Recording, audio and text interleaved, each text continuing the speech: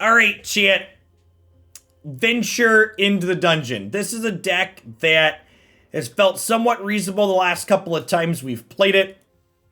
Against the green aggressive decks, you have things like Vanishing Verse, which is a fantastic piece of removal.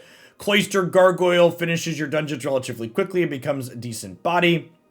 We have things like Paladin, Silvery Moon Ranger, Adventurer, and Eliwick here at the top end of our curve to venture consistently. And against the control decks, going into the Tomb of Annihilation often provides a lot of pressure, culminating in that 4-4 at the end of it all. So let's go ahead and dive on into some games with this and see how it feels today.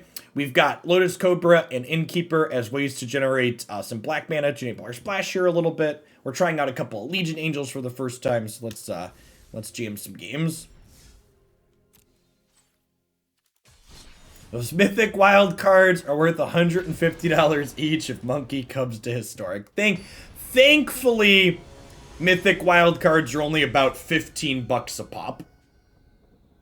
You get one Mythic Wild card per 30 booster packs on the wheel, and then you also get some number of Mythic Wild cards in the packs themselves that you're opening. This hand is fine, but this could be one of the many games, especially with our opponent having a strong 1-drop on 1 here, where we just die because we went second. We'll see, though. We are definitely going to be the defensive person, so I'm just gonna mention that, Griffin. So how you determine what dungeons you're doing are determined by role assessment in the games that you're playing. So you want to ask yourself, are you trying to end the game quickly, or do you think your favorite as the game goes long? If you think your favorite as the game goes long, you generally want to be going into the Pandelver. If you think you need to run them down, you want to go into the Tomb of Annihilation. Sometimes you do Mad Mage, but it's usually not the first dungeon. Goldspan Dragon's a $37 card in paper. Why? Why is that card expensive? Like, are people playing paper standard? It doesn't see play in non-standard formats.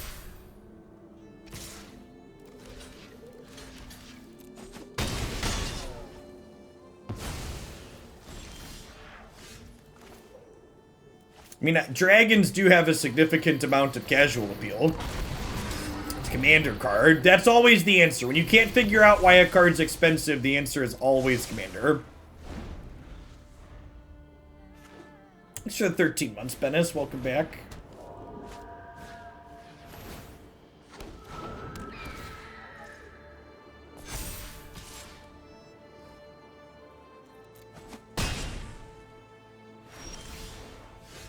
Okay, so I can make a treasure or a goblin here. Let's attack with this and see what this is. Vigilance, right?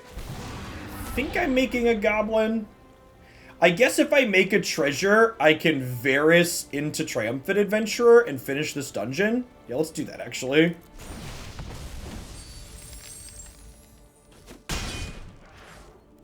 Okay, so we'll do this.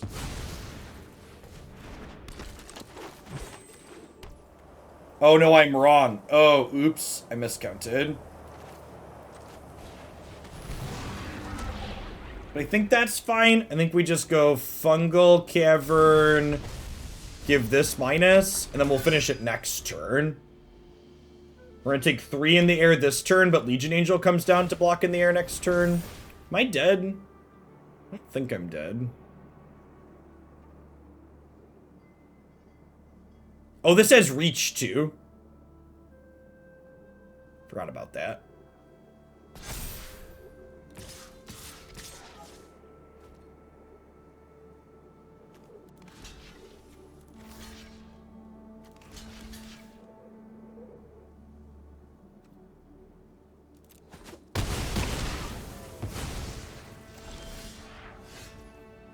Nice. Okay, so we'll do this into Gargoyle.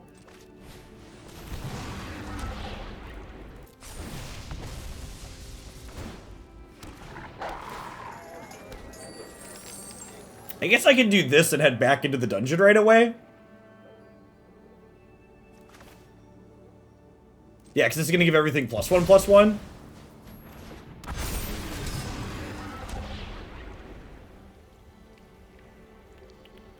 Yeah, I just want to get to completing another dungeon, so that way this can... So that way this can make us another wolf.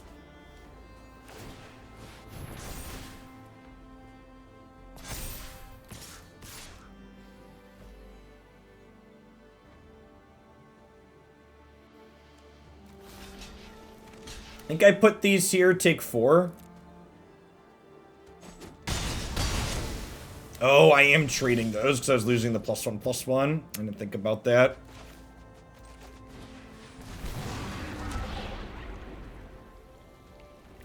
Definitely a goblin because we're getting a treasure from this. Gains us another 1 here.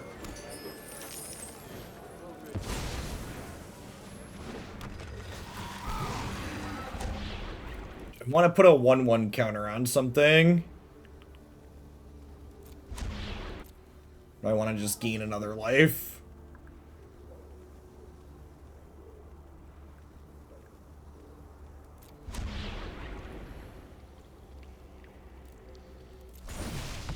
Put a 1/1 counter here. The 1/1 counter here means this plus this can trade with the Faceless Haven after it gets another +1/+1 on it from the Lumi arc. Zero Synth, thank you for the 29 months. Welcome back. I appreciate it.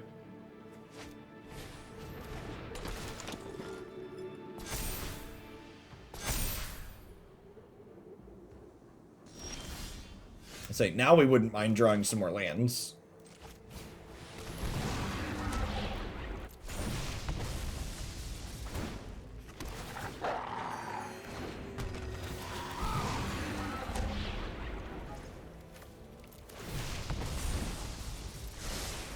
Eliwick sounds lovely.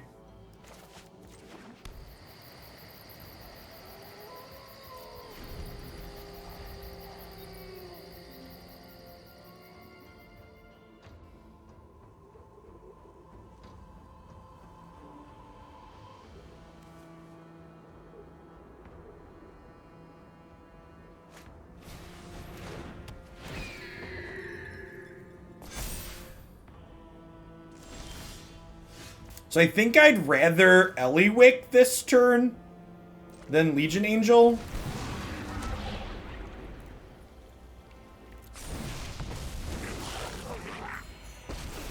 Does she get some consistent value going from venturing every turn? I just love a good quest.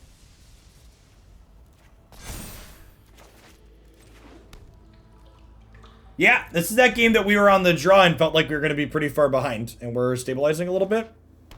Athero, thank you for the 18 months. Welcome back.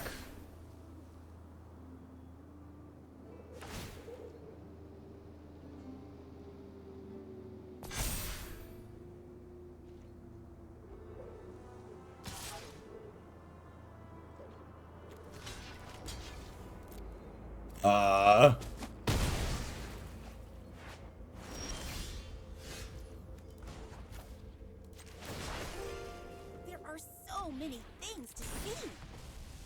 All right, and now...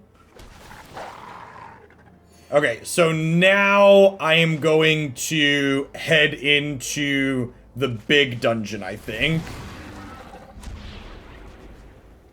Because I think with Eliwick and the rest of these, yeah. Okay, cool. Yeah, Nadar puts us in a really solid spot. Sick. Sweet. Thank you for the 21 months, F Dragon. Welcome back. And Tahel, thanks for the follow. Welcome to the channel this morning.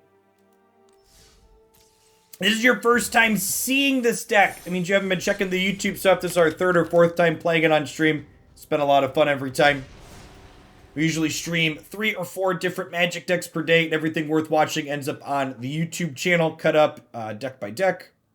Much like tweaking out with Innkeeper. A lot. Yeah, Innkeeper was a big part of why we were competitive that game. It was a good swap. This is our first time playing Innkeeper in this deck. It was definitely very, very good there.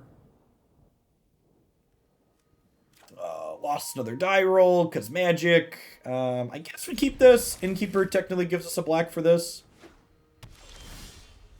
Hey, nice. Hey, Sleepy Dog, thanks for the 7 months. Welcome back.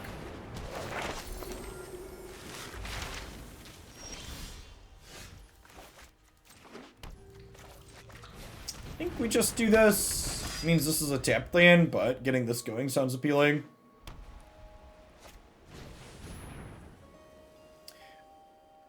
So, they notably are not playing snow mana. I assume they're attacking, right?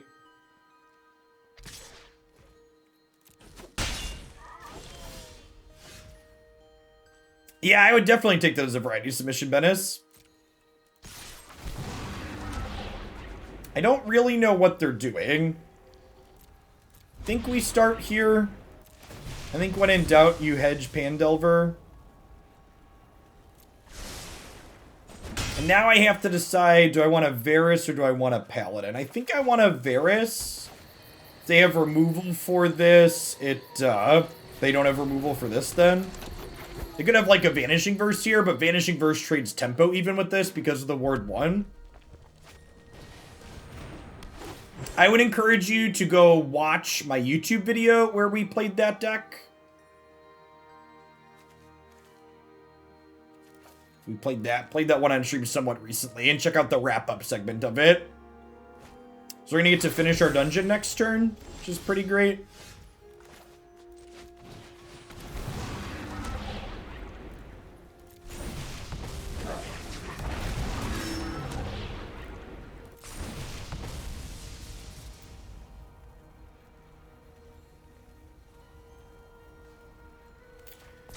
To make Paladin more appealing to kill. This is going to turn into a 2-2 when we finish this dungeon.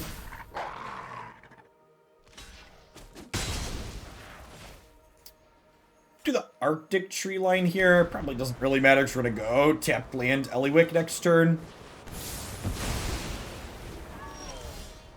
Well, shit. I was expecting angels there. Okay, I think now we need to Mad Mage to try and catch back up. This draws us a lot of cards along the way. Can we dodge a Vanishing Verse? We can. Okay, sweet. This doesn't really do anything here. Thanks for the 7 months, Sleepy Dog. Welcome back.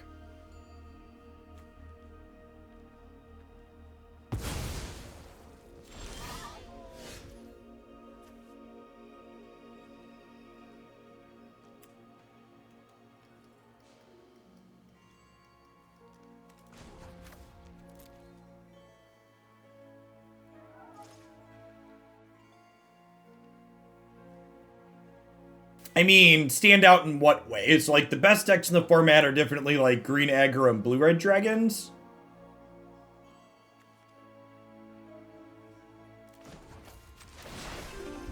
Oh, I hope we discover something new.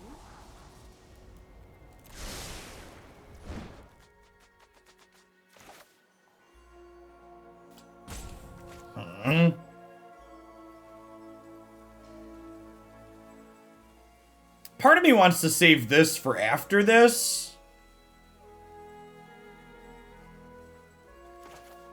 But I also want a blocker for this Spellbinder. I also want to venture this turn again. I was gonna make this not be able to attack just in case they kill this. I don't want them to pressure this. If I can avoid it. Something to note about the Runestone Caverns chapter here, you have to pay mana to cast those cards when you hit that venture point.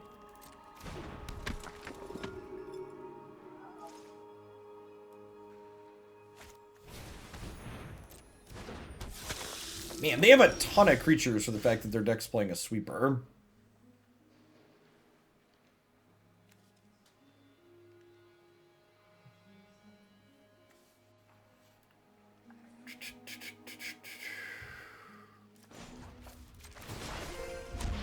Come on, hurry up, let's go.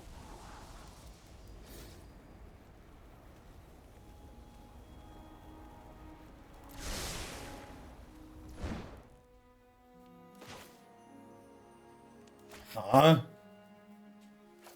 So do we just, like, Cursed Idol here, make a treasure, and then hit the Runestone Caverns, hoping to find a 3-drop to cast?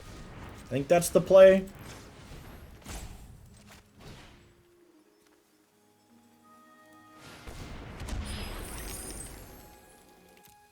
I think that drawing 2, potentially getting a spell is better than 2 1/1s.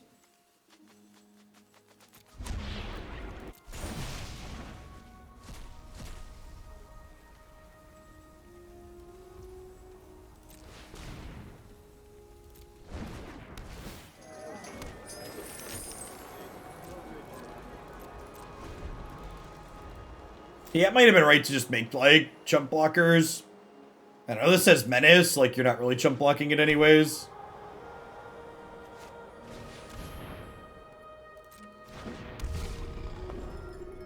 I really want to draw a creature or planeswalker to trigger this with next turn.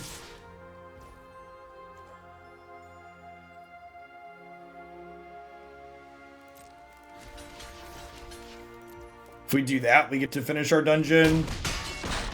Ooh, rough crowd, huh, Groke? Hey, Groke. Looks like we got a critic.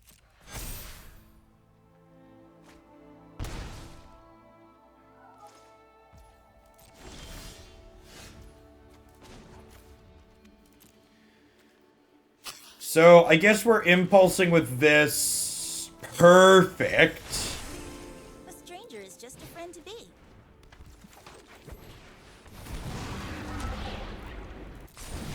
Hey, thanks for the prime, Eddie. I appreciate that. Welcome back. Do I want all of those? I think I want all of those, right?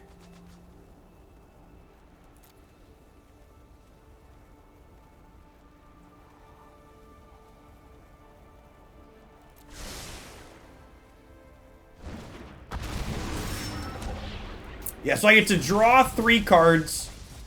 And we get to cast this one for free. And then I have enough mana to cast the next one, right?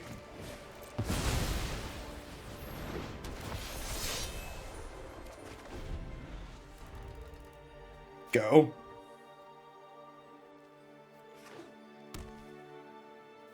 Yeah, it was a quality turn.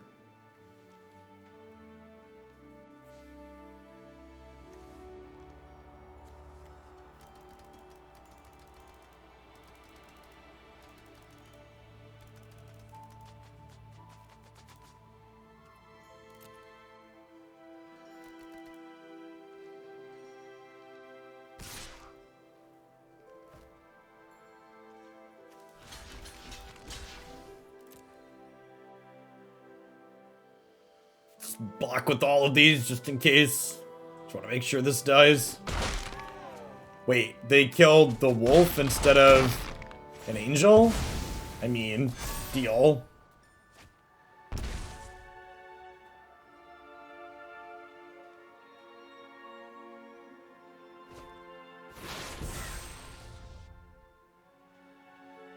It's probably a Doomscar, right? Alright, so which dungeon are we heading into? I probably don't have time to do the Mad Mage again, right?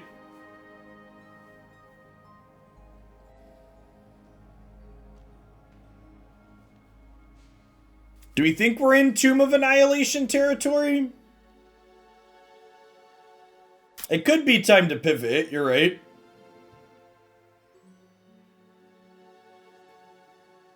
I could just, like, Tomb... I could activate Hydra and attack with everything. Yeah, the token will be good post Doomscar. Yeah, I kind of like that, actually.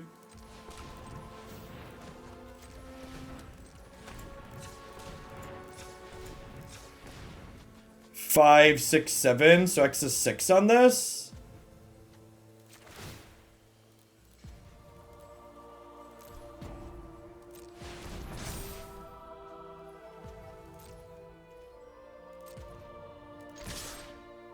They eat this, they take 10, 12, 16. I'm not dead on the backswing.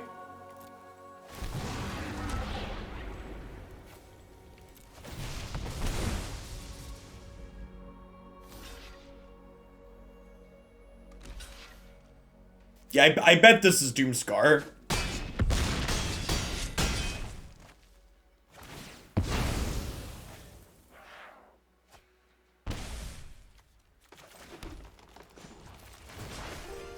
There are so many many things to see. Oh, you know what? Was I supposed to omelette there? Nah, making them lose 2 extra is fine.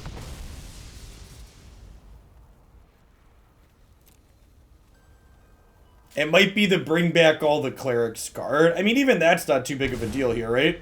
I think that's better for us than Doomscar.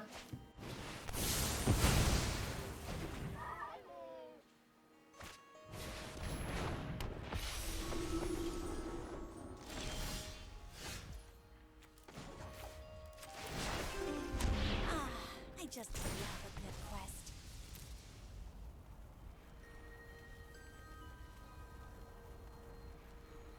It might sacrifice a land here rather than losing 2.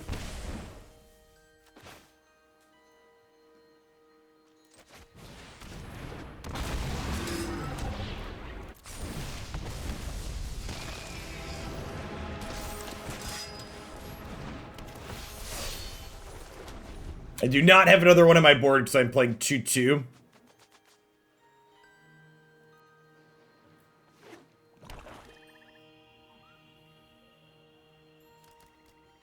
Another really impressive game for our deck.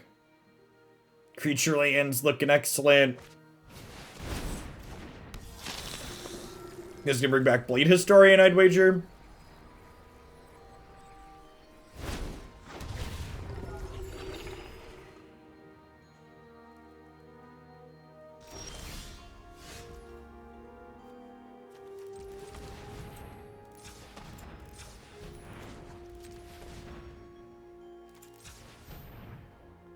So this is X is 5, and I can still play Cloister Gargoyle after.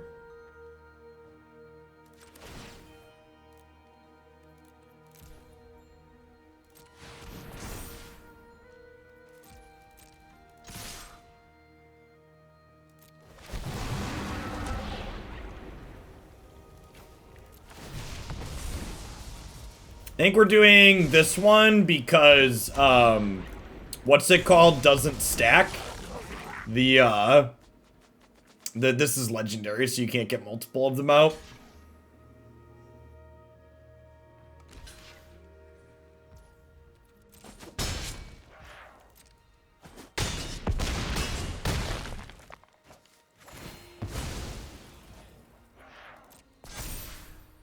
And, like, even if they Doomscar us again at this point, the creature land of the Planeswalker means we're ahead. So I'm definitely just, like, jamming here.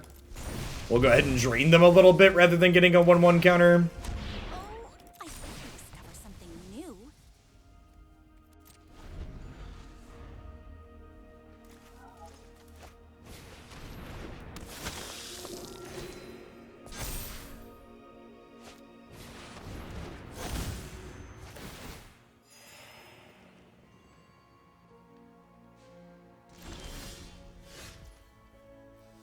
For a non-token creature you control dies, exile it. If you do, create a token that's a copy of that creature except its spirits. Additional types for this creature leaves the battlefield, return the exiled card to its owner's hand. Weird. So this is actually kind of punishing for not playing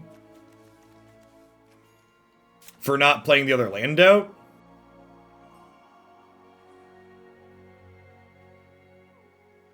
That being said, I think we're just ready to smash, huh? I think I'm firing up both layers of the Hydra here. So I could do both of them. I could do one as 4 and one as 3.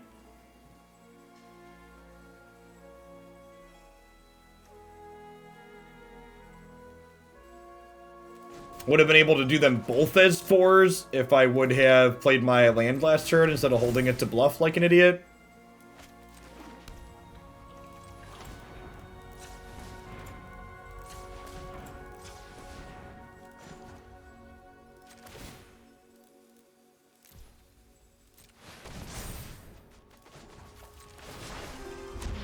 Come on, hurry up, let's go.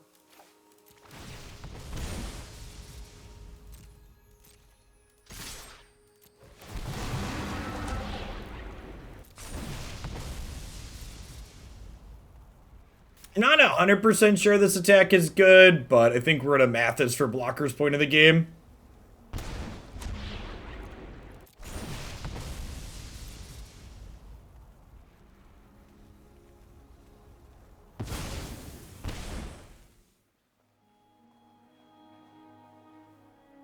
So what? They block this, this, this, this.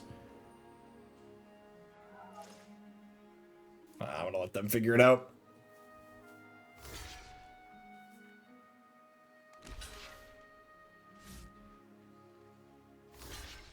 There's honestly never been a lot of advantage to holding lands. It's something people do too frequently, I think.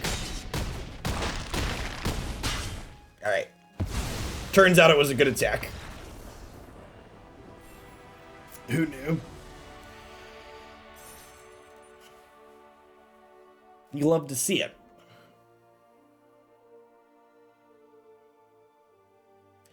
Thanks for keeping me around, Toe Smasher. Werebear, that's an excellent username. Shout out. Shout out to the Magic Zoomers that won't understand that reference, but I want you to know that I do. I played Canadian Thresh when it actually had threshold creatures in it.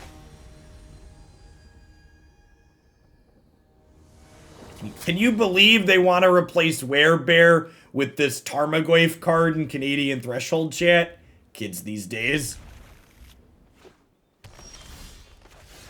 Kids these days wanting to cut Werebear.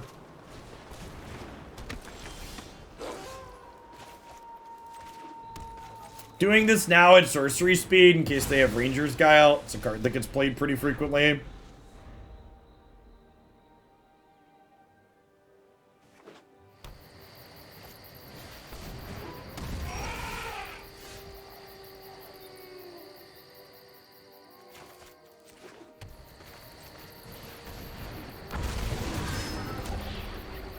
We're definitely the bigger deck here, so we're going to go ahead and head into the Pan-Delver to try and gain some life and stabilize the board a little bit.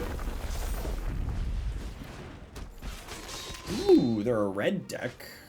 Still has Blizzard Brawl. Never not Blizzard Brawl, chat. When do they have Blizzard Brawl? Always is the answer. Okay, I'm going to do this. Make a 1/1. We can threaten to block that.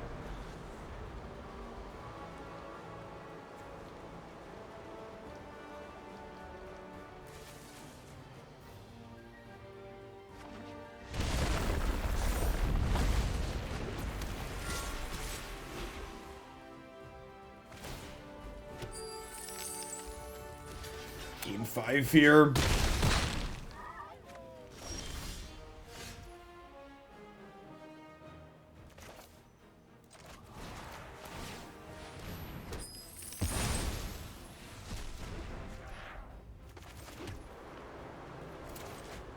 We're gonna do this so we can put a counter on here to make it so this doesn't have a free attack.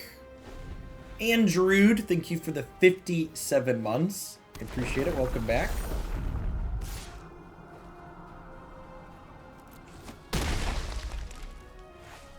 Thanks for the follow, and Arco Jester. Yikes. Yikes. Think we've finally been bested, chat. It took 3 games of being on the draw, but they finally got us.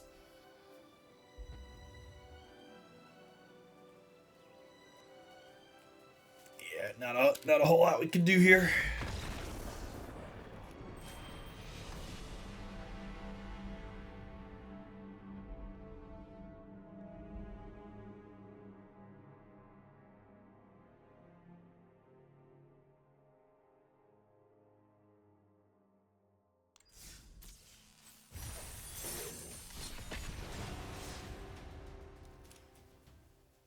So 26 months, Quiet Corinne. Good morning, good morning. Well, the Arena Open was normal standard. This is standard 22. The charity account did make it to Mythic, and the charity account raised over $50,000 in total over the course of the event. Shout out to Hoaglandia for being almost 6,000 of that. Y'all are great.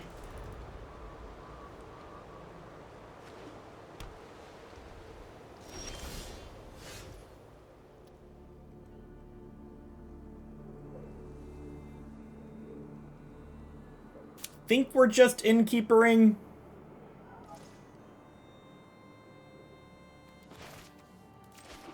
And we'll put this on black so that we can Vanishing Burst something next turn, potentially.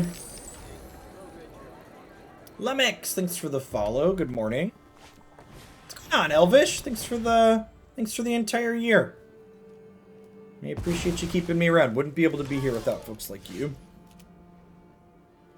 So this lets this come into play untapped. Just good deck building. We get to Eliwick here and start venturing. When you hear that perfect melody. Well, so here's the thing. If you want to build this deck, you should just buy booster packs of AFR because you're going to need wild cards to craft the other things anyways. Just open more packs, chat. I think we're starting with Pandelver here. I'm not really sure what they're doing.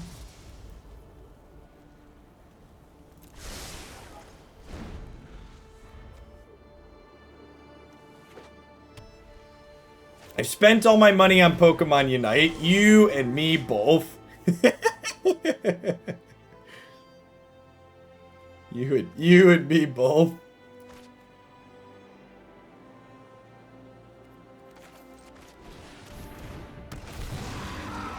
Alright, I think we make a treasure token here. And we'll venture into the dungeon again. Make sure this can't attack us this turn. They might have pump spells with this card in their deck since it cares about how much damage it's dealing. Is Pokemon Unite that expensive? Nah, not if you don't want everything at once. It's like every free-to-play game, chat. If you want everything immediately, you have to spend money to do it. Pokemon Unite is a very expensive free game. Completely disagree. Here's the dirty little secret, chat. Every game that's free to play is secretly expensive. You just haven't figured it out. Pokemon Unite is in no way, shape, or form better or worse than most of these other games that are out there.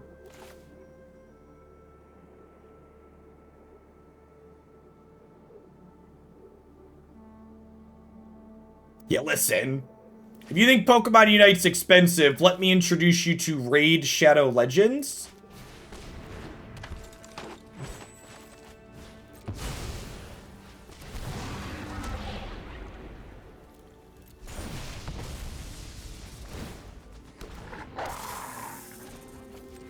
So, I'm thinking this is a Mad Mage game here, looking at my hand. And how this board's lining up, it feels like we're stalling out here.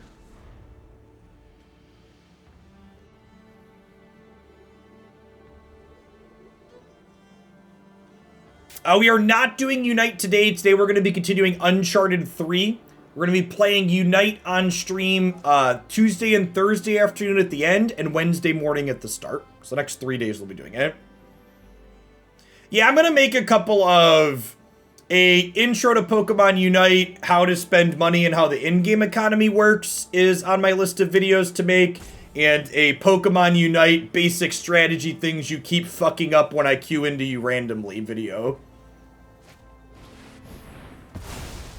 Those are my two things that I intend to get done here sometime soon.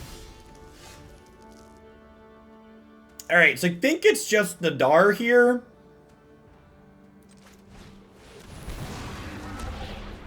We'll get to Scry, and then we'll get to make a treasure token. Honestly, I'm kind of into a land.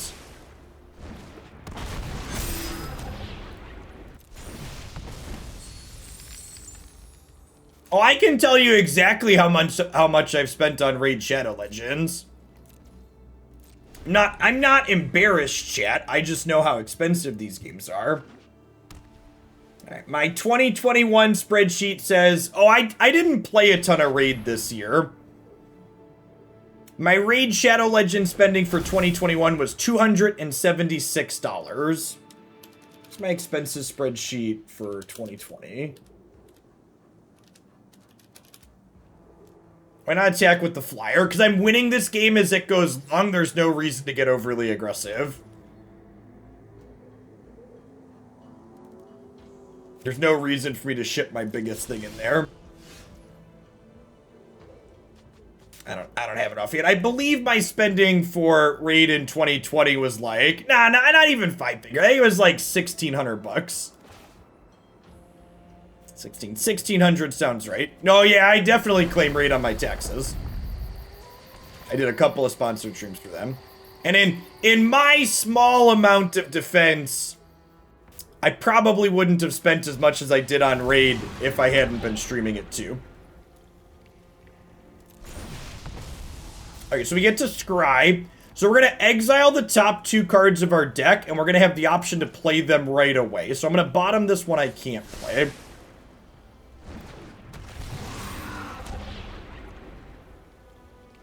I guess I could just make 2 things. Now I want to cast this Legion Angel.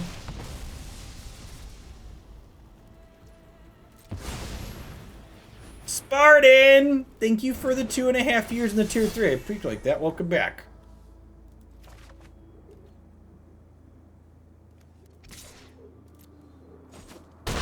Yeah, and for the record, I only stopped playing Raid because I basically beat everything in their game.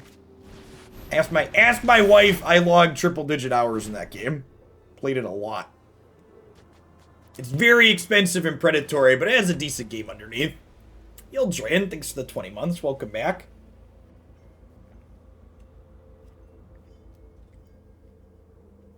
Yeah, I agree. If you have budget to spend money on things, like, obviously don't skip mortgage payments or food to play free-to-play games, but, like, as someone who, like, knew people, not even just people, like, a lot of people that would spend, like, 3 digits drinking per weekend during college, like, me spending 1,500 bucks over the course of a year in a video game is, like, mostly whatever.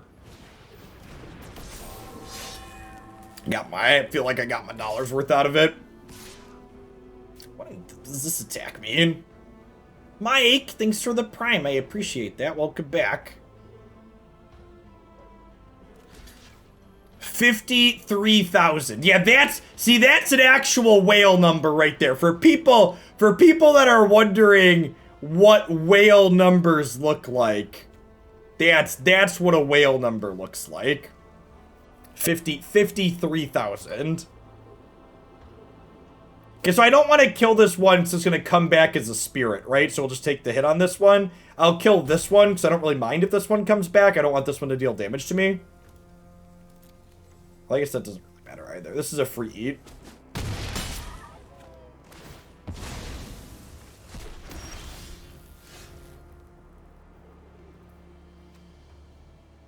Okay, so I need to venture twice this turn to finish this dungeon. My opponent concedes, makes that decision easy. Fandom Lover, thanks for the follow. Welcome to the channel.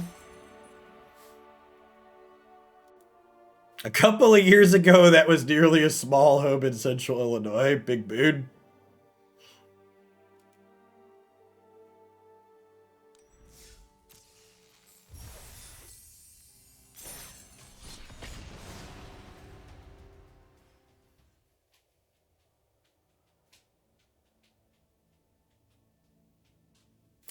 Yeah, exactly that, Spartan. Have a budget and stick to it.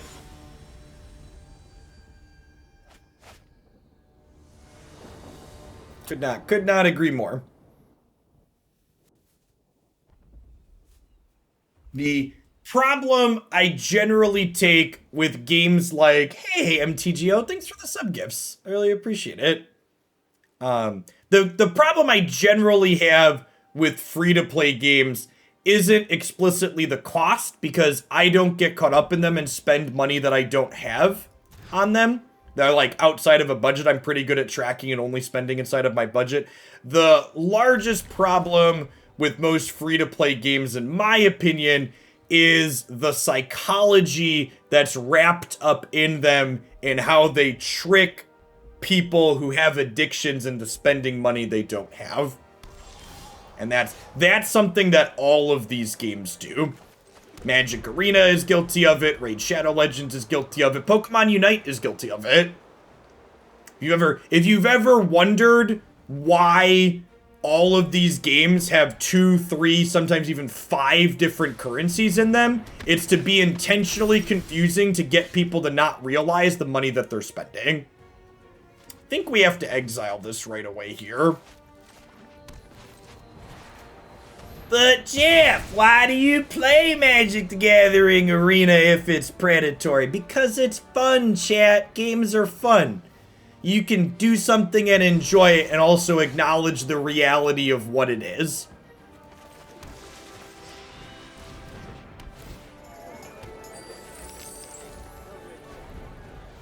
For example, casinos, incredibly predatory. I like poker and blackjack, you know?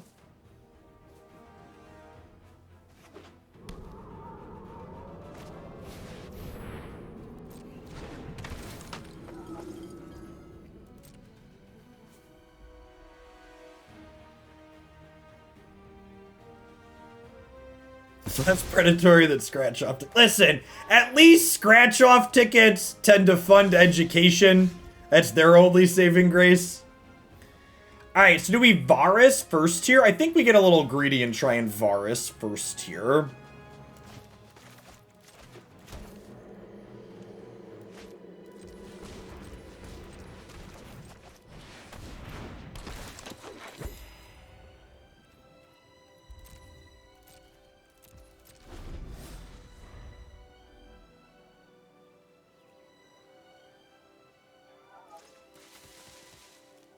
I guess I'm a whale in the education industry.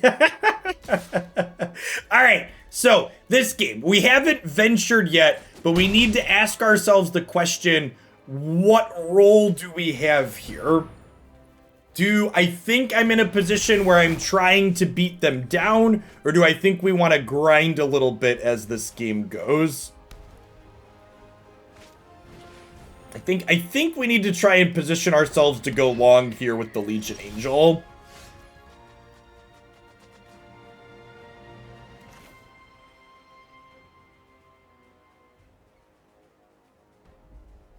I think Teleportation Circle is just a hard sell because it's a 4-mana card that really doesn't impact the board. So, Nadar gets me venturing faster, but Legion Angel is more resource efficient this turn. I think I'm supposed to Legion Angel. It's close though. Head into the Pandelver. Perfect. Okay, so this means that next turn I can make a treasure and play Gargoyle and Paladin, which sounds great. Does blinking a creature not count as impacting the board? Depends on what the blink does. So, like, for example, Legion Angel and Nadar and Prosperous Innkeeper, none of these really impact the board. So it depends on what specifically you are blinking in what context. Alright, so after this Pandelver dungeon, we're probably heading into the Mad Mage to try and grind here. It's gonna be a tough grind, Chia. I think we just trade this. This one has first strike for people wondering why I didn't trade here. Trading there wasn't an option.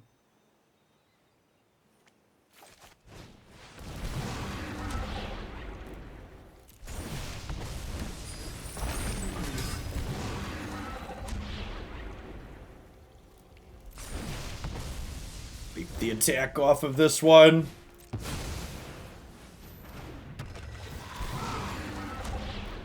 Man, the instant on life gain from Innkeeper is just so good.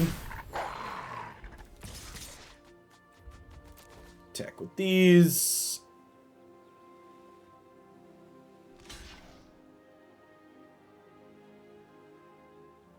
Yeah, we played a green-white portal deck. And it was fine. There's a video up on the YouTube channel if you're interested in seeing how that worked out.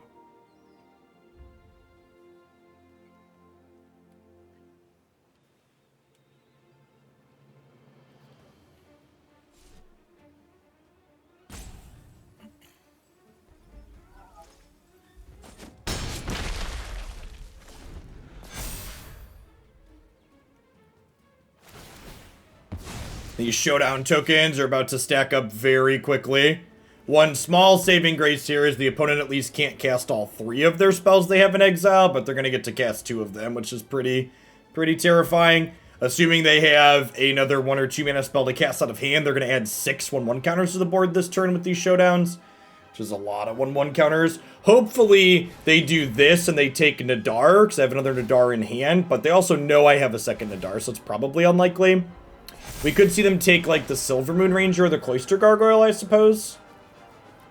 Really? Okay, I mean, deal.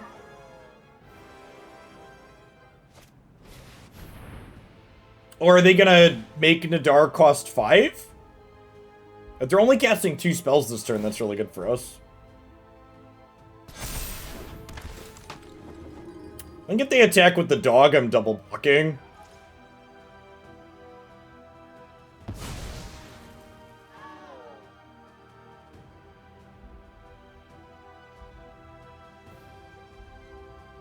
They have a 1 mana spell? Don't have a 1 mana spell. Damn it. That's brutal.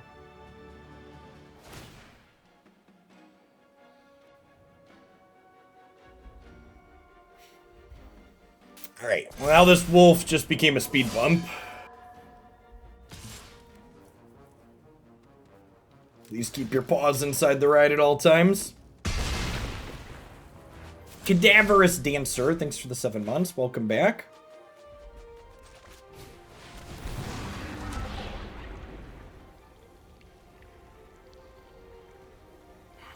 Do I have time to Mad Mage?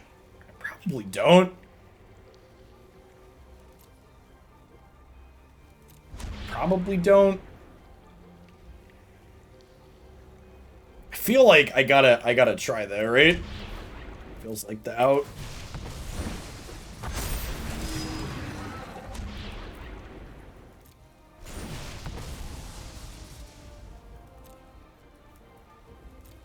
I need to find a exile target monocolored thing.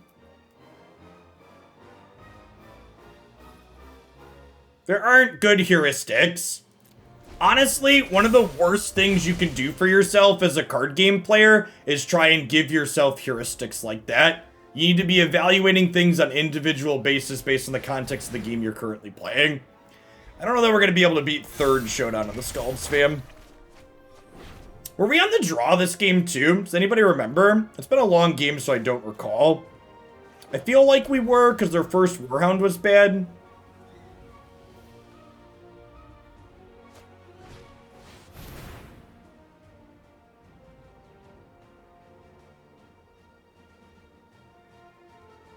Yeah, but like, so the question is, people are like, well, Jeff, you're missing wolves with Varys.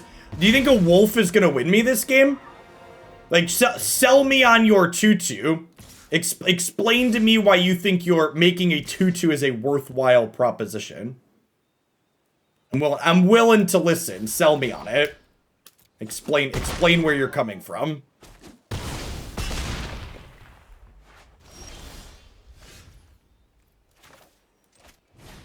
So, like, for example here, that's why I'm going into this dungeon. I'm saying, okay, I don't think the 2/2 is good enough. I think I need a big swing to get out of this game. So trying to generate a big swing is where I'm going.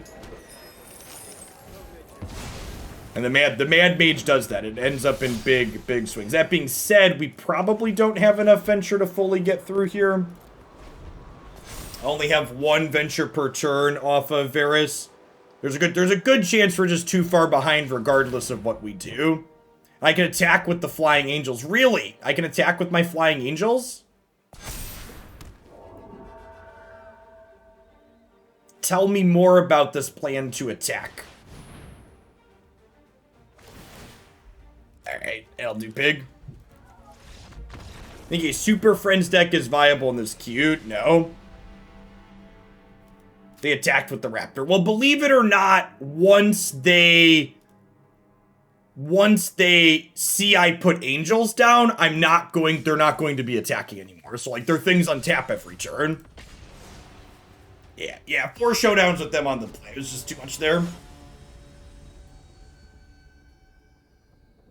The actual answer is none of our choices mattered because we got run down. But to be a little bit more in-depth than that, I think Mad Mage was our best chance to win, because it would potentially generate a big swing. Untapped land tier is great. Turn 3 Eliwick on the play sounds lovely.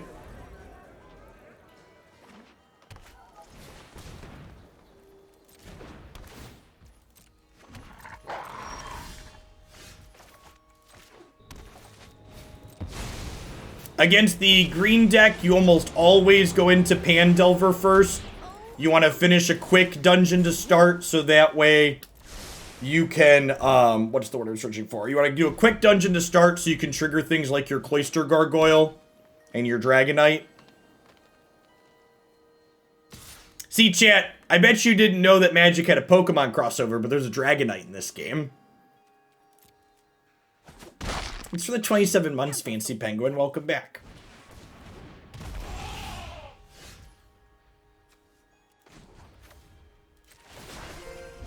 Come on, hurry up, let's go. I am going to go ahead and just Vanishing Verse the Mammoth here.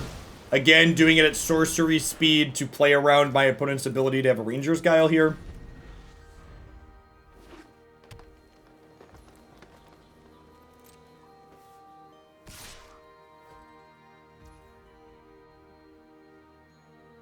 I think your actual question is kind of pedantic and not really worth exploring. Like the idea of the definition of what dual land means. I'll show you the I think I agree with your statement that from a design perspective, the modal lands are fantastic. And honestly, I hope we get modal lands every... In my opinion, the modal double-faced lands that are spells as well should always be standard legal. I hope that by the time those are ready to rotate, we get more of them back around. Would be my hope personally. Who's ready for adventure? Thanks, Penguin. Be sure to, for folks that are coming in and talking about content they enjoy, make sure you take a second for me and just fill out the sub-survey I've got posted in the Discord server. That really helps me align what content I'm making with what people that pay me want to see. It's like to make sure my ratios make sense.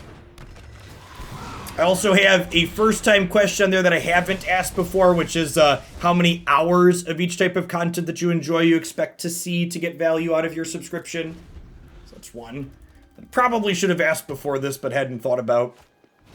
The fact that they're basic conjuring here instead of spending their mana to add to the board is huge for us. I think my opponent's pretty far behind here. We're going to have a hard time getting back in as our Venture Snowball. Honestly, I think my opponent's far enough behind on board at this point that I'm going to go ahead and head into the Mad Mage at this point. And just kind of get more ahead while we're ahead here.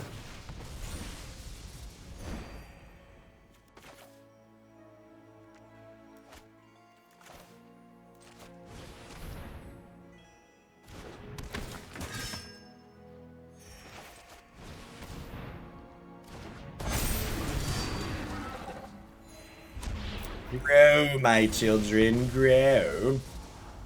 Love a gargoyle, just more ventures here. 40 hours preferred content seems impossible unless they like everything. Yeah, well, measuring people that are unrealistic is important too. Part of that question in particular isn't necessarily about changing behavior so much as I'm going to use it to estimate potential subscription losses based on decisions that I make with content directions. Am I supposed to hit them with this at this point? I think so. I've got a 3/3 hanging back. If they want to like put a counter on this and attack, just pressure them a little bit.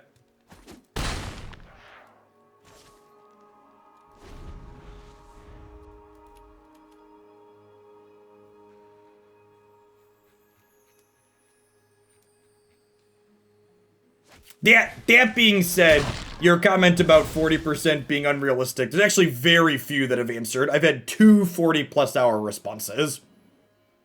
Most are 10 or 20. Yay, statistics. Alright, what are we doing? We murdered my Death Touch Dork, and we're going after my Planeswalker. Do I just let her go to 1? I think I just let her go to 1. This is a punish for not keeping Cloister Gargoyle back, but her loyalty doesn't really matter here.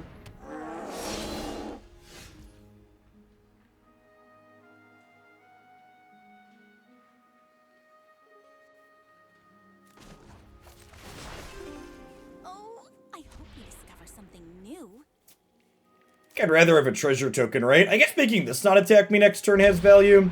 It probably has more value than a treasure token. Although building up treasures has value as I head into Runestone Caverns.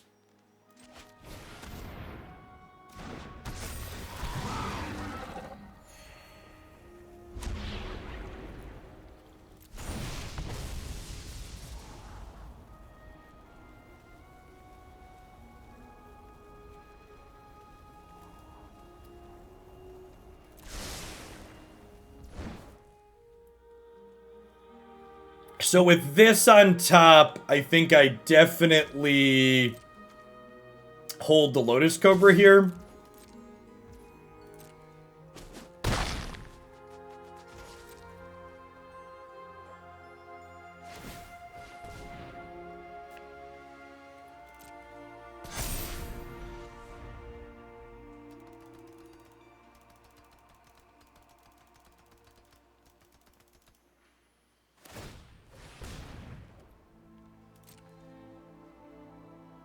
There's a reward for completing every dungeon in each game. There's not. So Eliwick says you get 2/2 for each differently named dungeon you've completed. So kind of. But outside of that, the answer is no. So it's looking like the way we're set up here, we're going to go into the graveyard to get skeleton blockers as opposed to cards off the top of our decks. Remember, in this Runestone Caverns, you have to have mana to play those cards right away.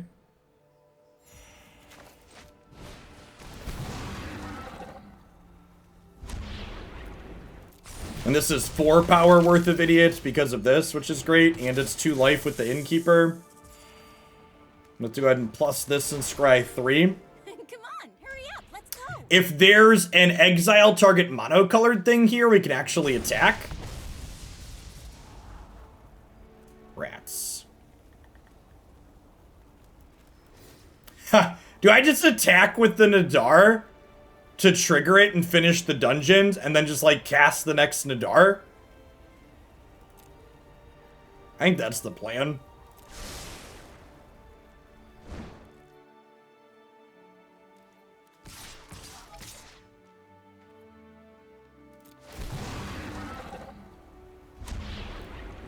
And this last one breaks timing restrictions on what you get to cast when.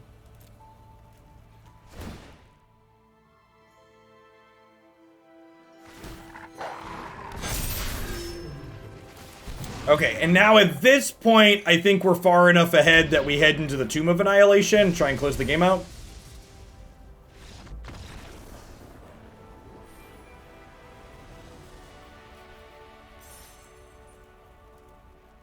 Sweet, Mike, that's great to know. Yeah, one of the questions on the survey too is where you watch my stuff at.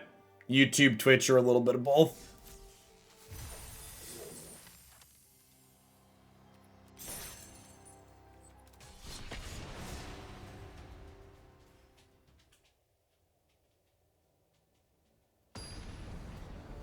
Yeah, Innkeeper has been a really, really good upgrade today. Should have thought of that one sooner. The survey is linked in the announcements channel there. It should be right towards the top. You can also check the pinned messages. The General Mills, thanks for the follow. We mulligan this, no white mana. Man, I'm gonna have to go back and check the tape on how many times we were on the draw today, because I swear it's been every game. Definitely keeping, am I bottoming the Adventurer or the Gargoyle? Probably the Gargoyle in the dark, huh? Well, this blocks nicely. This makes me more likely to have a double spell turn, though. Oh, I can check on untap, that's true.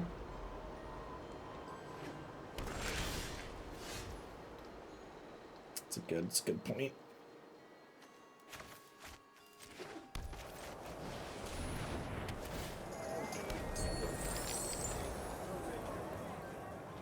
We have won a lot of the games we've been playing on the draw. Please foretell something. Rats. So, with Eliwick being my only meaningful card in hand here, I think I'm just supposed to play Triumphant Adventurer. So I think there's a good chance we get counterspelled this turn.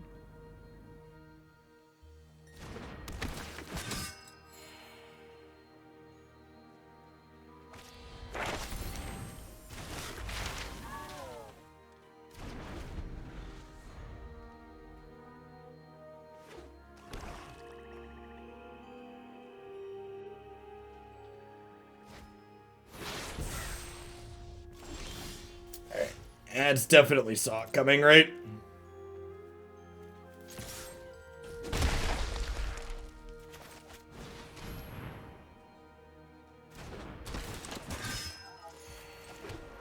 Maybe they tap out for Rats played. Maybe they tap out for a Shadow's Verdict next turn, and then Eliwick can do some stuff for us. I think this is going to be a Mad Mage game because we're pretty far behind and we need a big swing to catch up. It's likely that we're just dead here because we haven't drawn any spells, but if there's something that can overcome this amount of flood, it's definitely the Mad Mage for us. It's for the follow, Devon. Historic is still the most popular by a lot, Lampton. Although Standard 22 has more votes than any other Standard has ever had in one of my surveys before. To set a low bar.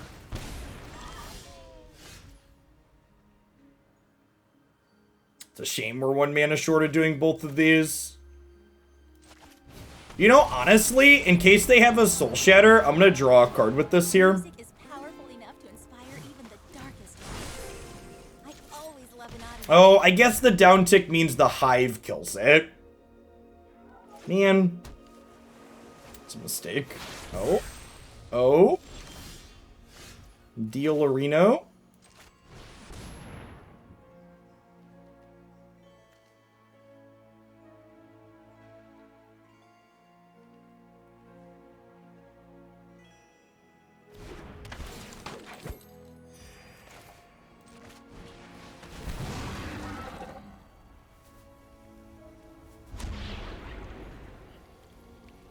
Think it's still just Mad Mage.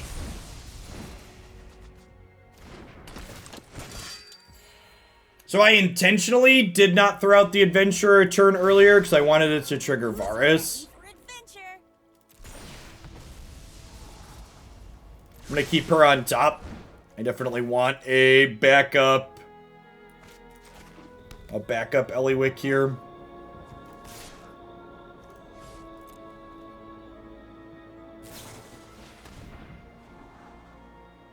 The fact that we flooded this game and flooded while not drawing any creature lands is a really big beating.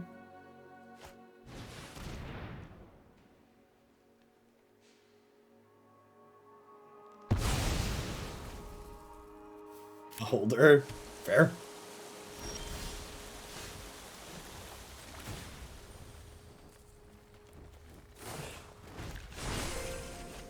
So one of the things to think about with Eliwick in this deck is that Eliwick's down tick is frequently the same as an uptick because a lot of our cards are just come into play Venture.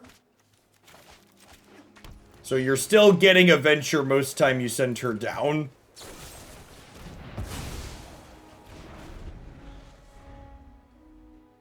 Yeah, the dungeons are excellent card advantage. For sure. Yep.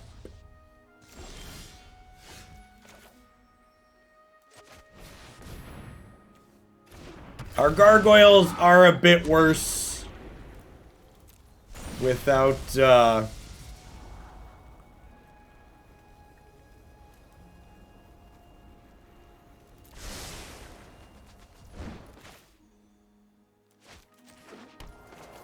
with going into the Mad Mage.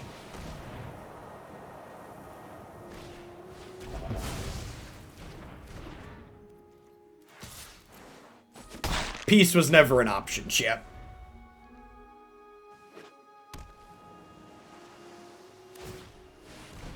Oh no! Punished for a cheeky attack. What a beating.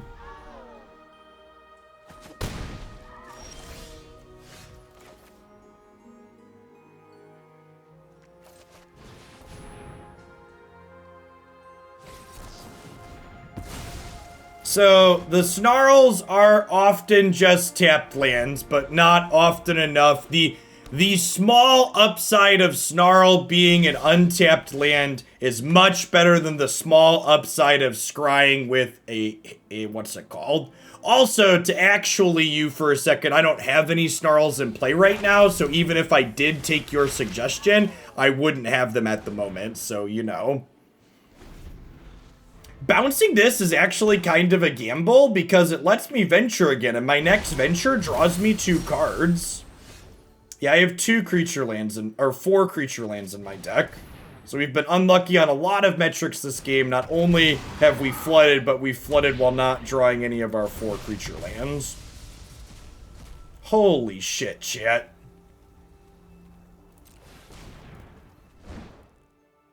Very frustrating game.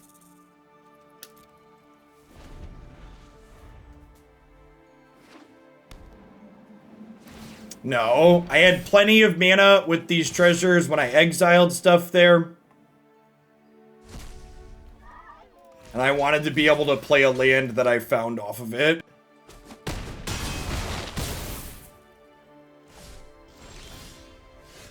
I'm sure Flesh and Blood has plenty of money to pump into their organized play because their fear of missing out predatory system is even worse than Magic the Gathering.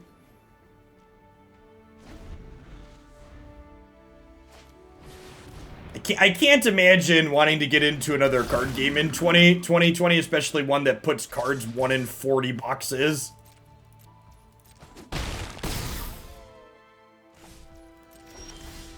And for people that don't know what I'm talking about, there are mechanically unique cards in Flesh and Blood that occur 1 in 40 boxes.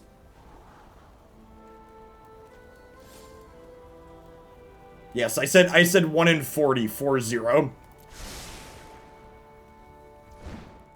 Yeah, apparently they also have a system that bans cards that win too much. Oh, I should have left a card on top of my deck, right? Nah, I guess. I don't know. We're probably dead to this because we're flooded.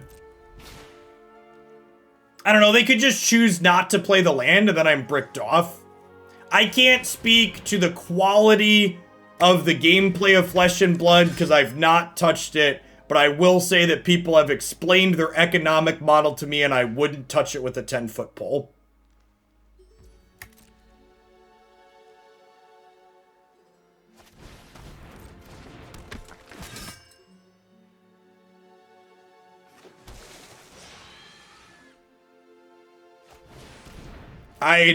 I'd also wonder how many people who, like, promote Flesh and Blood have gotten product and other stuff that's valuable from them to promote it.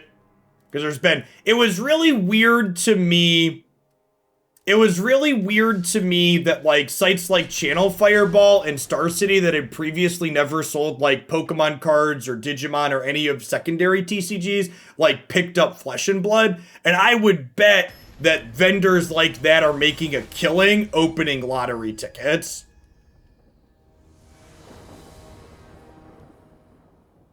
And that would be when someone explained the economic, holy crap, we're on the plate chat. When someone explained the economic model of it, I was like, oh, that makes sense. That's why they're doing this.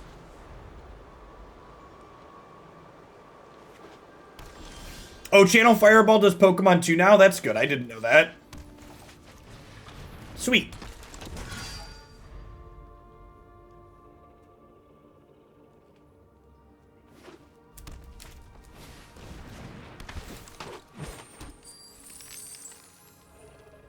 Alright, so the Treasures deck. Tapped Snarl. Attack with this. Hopefully they give us something to target with Vanishing Verse this turn. I think with the Paladin in hand, I want to head into Pandelver first here. I don't think we're the beatdown here. I want to scry for a land here as well.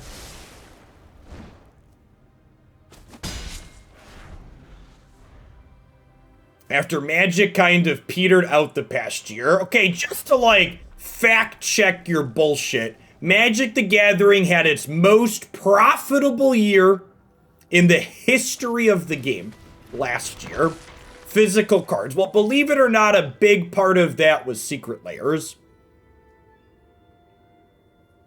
So, physical cards there. To be more specific, if you want to talk about the secondary cards to vendors, that I'd believe that. But again, just to get the facts straight of what's going on with Magic the Gathering.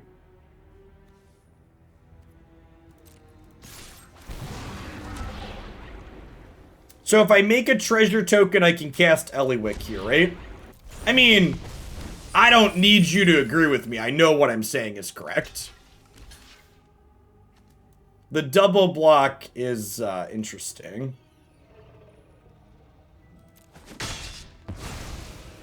Well, I guess it kills it, then they make a treasure token. Oh, this lives. Yeah, that's fine.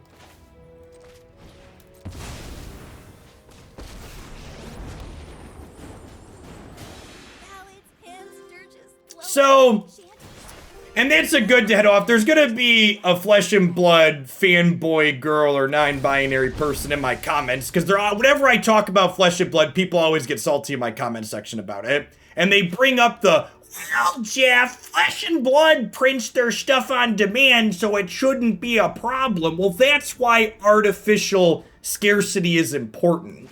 It doesn't really matter if they're printing stuff on demand if it's only appearing 1 in 40 boxes. Your cards are still going to be expensive. Blue, you're my boy. Thanks for the follow. Welcome to the channel.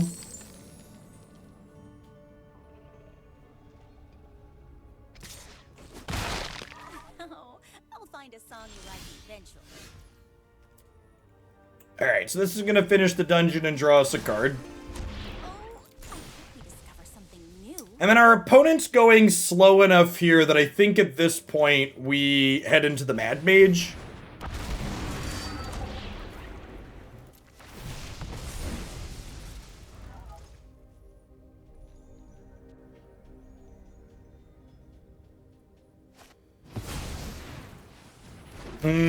This lets her kill this. Maybe I should have Legion Angeled or Gargoyled.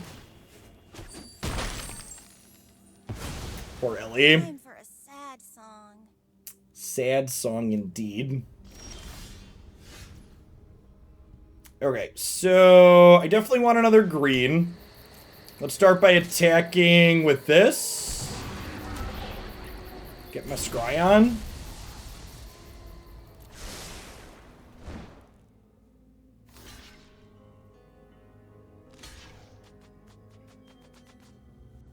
So they're gonna probably -1/-1 to kill this, which is fine, so I get to play the other Nadar here.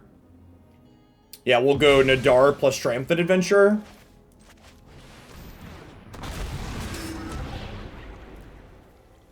Oh, I guess I could Twisted Caverns and make this not attack me. That actually seems more valuable than a treasure token for me. Denying them a treasure seems better than a treasure on my side. Although I suppose now this blocks this. So then I can't get an attack in. Yeah, maybe that is wrong.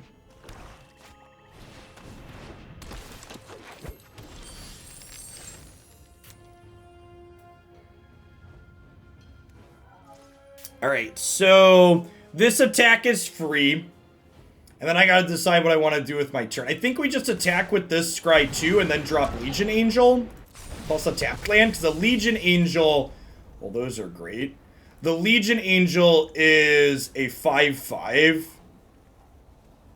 I'll bottom that one, actually. The Legion Angel, sorry, is a 5/4 because of the Selfless Paladin, which is great. And then I have a tapped land this turn, so we'll get to go Varus into Gargoyle next turn. Which, with the attack, will finish the dungeon and make us a wolf. So this game should be wrapped at this point.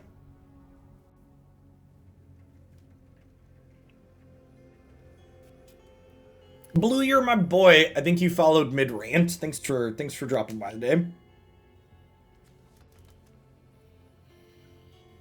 Eliwick hasn't been that impressive. Disagree. She's been very reasonable and is part of what makes the deck work. The core of this deck is only functional because you have a number of cards that have a sustained generating venture every turn. Yeah, I think she seemed very reasonable. I think I'm just going to make skeletons because I have the paladin, because the skeletons plus the wolf let me go pretty wide, especially on the back of the paladin giving everything 1/1.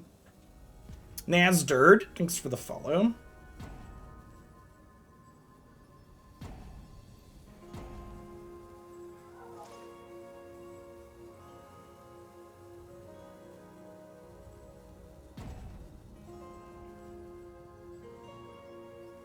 Yeah, this is not our first time playing this deck. If you haven't seen this one before, there's 2 or 3 other videos up on the YouTube channel. This is not a fluke. While I don't think this is the best deck in the format by any means, I think it's reasonably competitive. If you like what this deck is doing, you'll definitely be able to win plenty of games with it.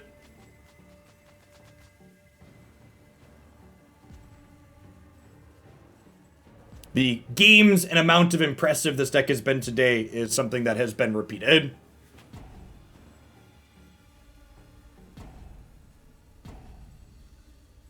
Did our opponent just DC? I think our opponent might have DC'd, chat. Are we the one that's DC'd? Nope. And again, in general, I would encourage you not to assume malice in instances like this, especially in spots where arenas on... Oh, they are looking at our creatures. You're right. Oh, yeah, they just did. So they are here? Oh, okay. Sure. Oh, and this lets the Goldspan Dragon attack now. Nice. We're still in a decent spot, right? Yeah, that was fair. They're trying to figure out what to kill.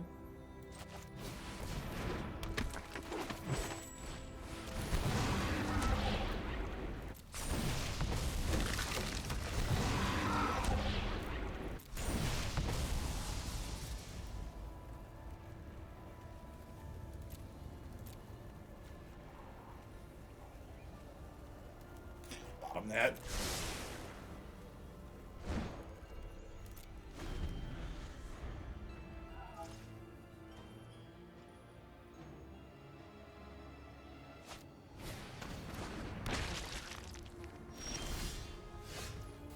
So we'll cast this.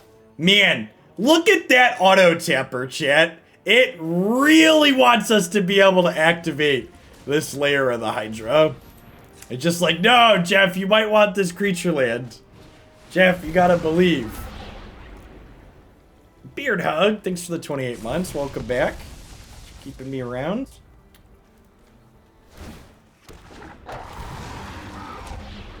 And then we're definitely not doing the Mad Mage again. I don't think we're at a high enough life total to pressure with Tomb of Annihilation here, so I'm gonna head into the Paint Delver for a little bit of value.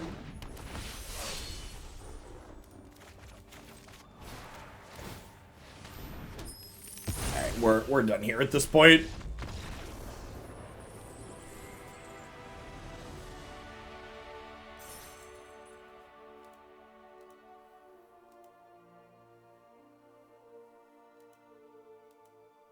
The one time you want it to actually prioritize your creature lands, it doesn't. It's like, no, this is the time I want my creature land to be treated with respect. Leave it alone.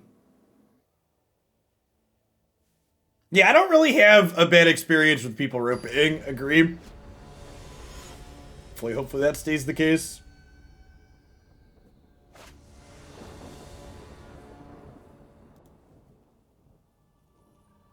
Yeah, it seems super reasonable, right? We have green black land into white land triumphant adventure. We just need to draw another land to hit the paladin on curve. You're dumb. What does my shirt mean? This is a... Okay, someone correct me if I'm wrong. I should know this. I think it's a Run the Jewels reference, but with magic. Is that the reference? It's Run the Jewels, right? I believe they're a music group. So, this is one of the Coalescence Apparel shirts. They make a ton of great magic-themed things. I am not familiar with this particular reference. Or maybe I am. Yeah, RTJ, that's correct. Look at that. Got it.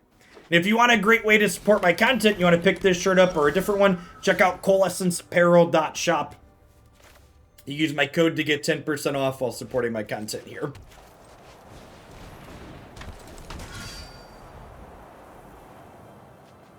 Run the Jewels is a rap duo. Okay. Use the shirt again. Yeah, it's got the two hands, which I believe are the Run the Jewels reference, and then it's got the a Mox here for the Magic the Gathering splash in.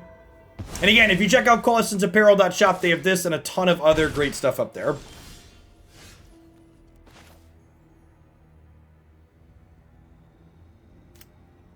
I don't have any double green stuff in my hand, but I have double white, so I guess we're playing this on white.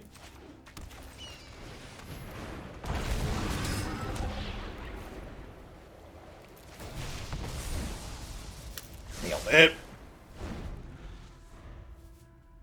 Cobra into land second 2-drop. No, I want to get Paladin set up.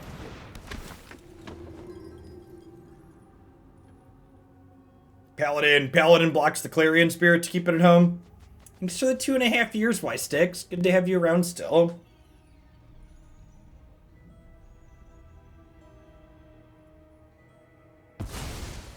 They're a political rap duo? Okay, maybe now I need to look them up now.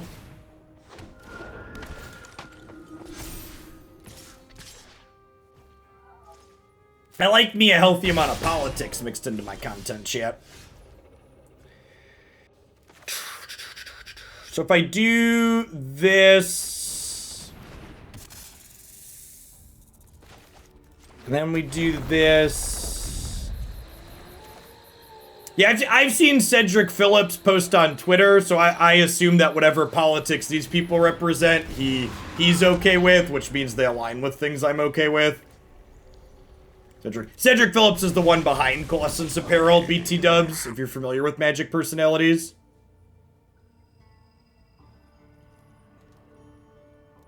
So, I've watched Hassan on occasion, and while he hits good points with some consistency, he is a little bit too much of a birdie bro for my liking.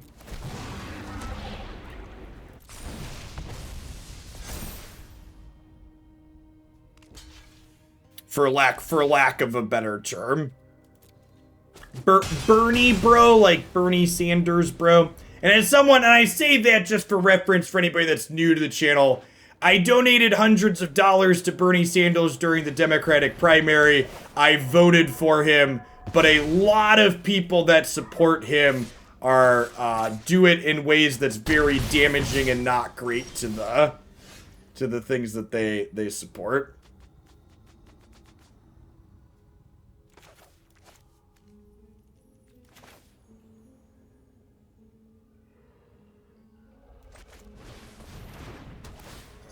Alright, so Innkeeper into this finishes the dungeon for us, but we're still getting pretty beat up in the air here. And we don't really have an end in sight to that. I guess this means that we're only 1 mana off of this, but we're taking 6 next turn, and then we're probably just dead the following turn, right?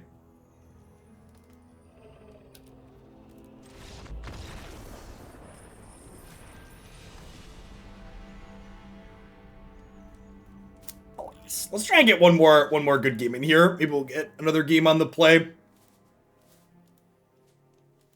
I feel like I need to go back and look at how many... Can someone go check my Untapped and tell me how many times we've been on the draw this morning? Because it could be... I feel like it could be psychology and me just feeling bad about it, but I feel like we've been on the draw way more than the play so far.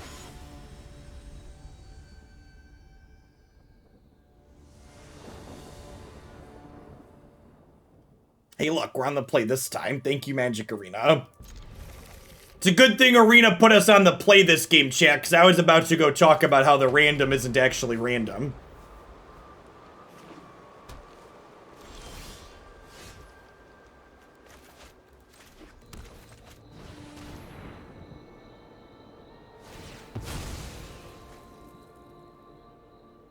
I mean, like, just to call you out there for a second, Spiral, in what way would you say someone is superficial? Like, what actions do you see them taking that makes you think they're not genuine with the things that they're talking about? Can you give me a specific example of someone you feel talks about politics and political positions they have on stream, but then runs counter to them in the actual actions that they take?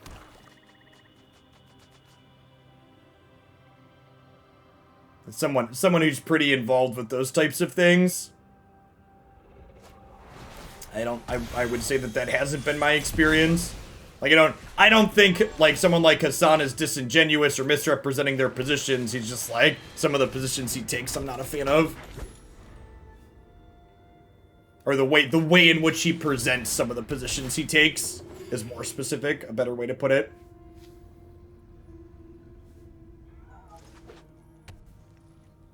Esper creatures, Esper clerics. So I definitely want to get Triumphant Adventurer down this turn so we can start attacking and generating value with this every single turn. And then I haven't started a dungeon yet. I want to do a short one first, I think. And I think we want to grind a little bit, so we're going to start with Pandelver.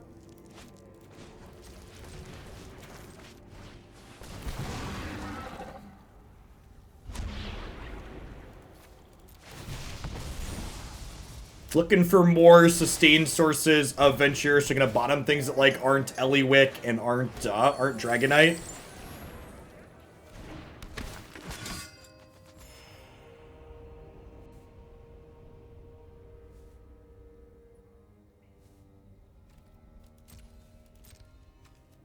Stin, thanks for the 25 months. I appreciate the tier 3. Welcome back. When's Historic welcome back? August 12th.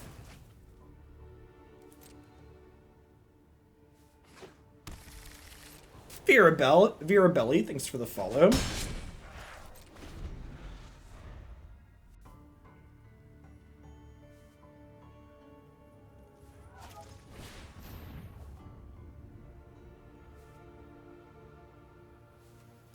Okay, so I assume Portable Hole is eating our adventurer.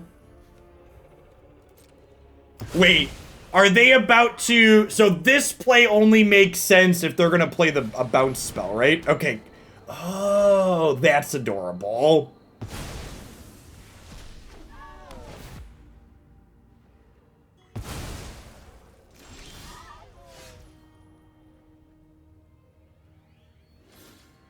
Rion, thanks for the 25 months. Welcome back.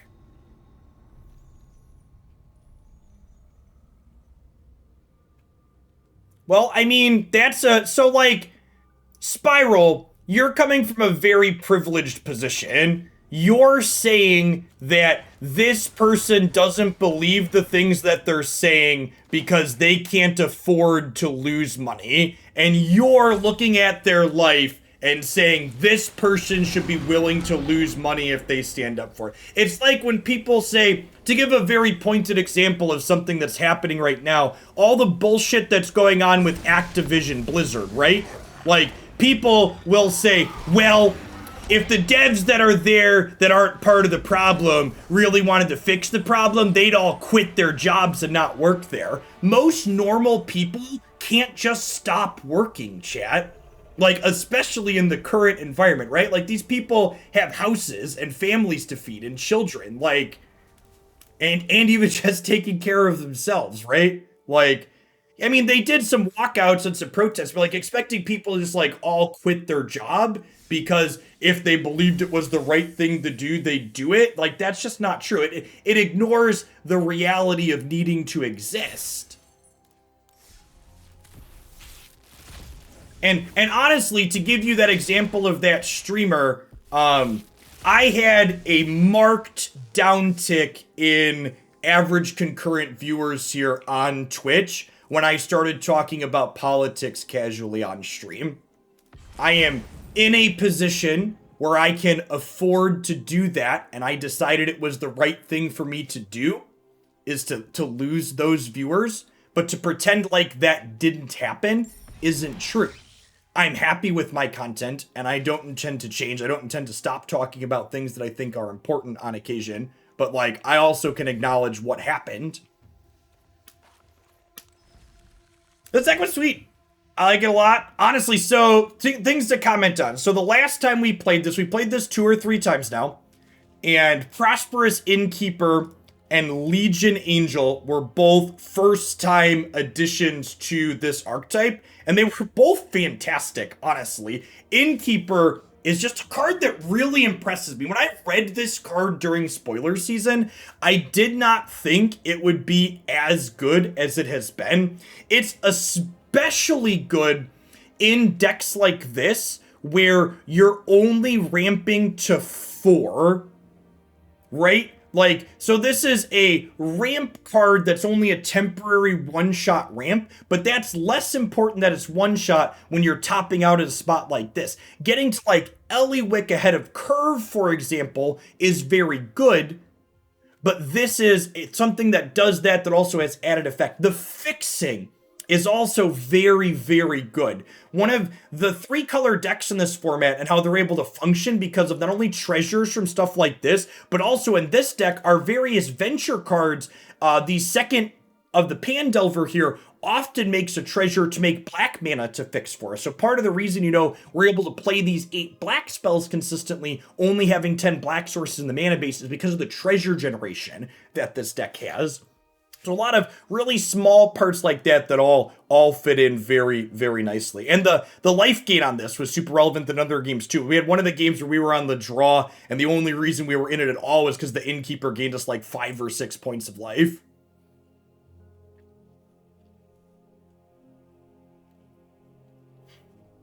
Yeah, exactly. The life padding is great.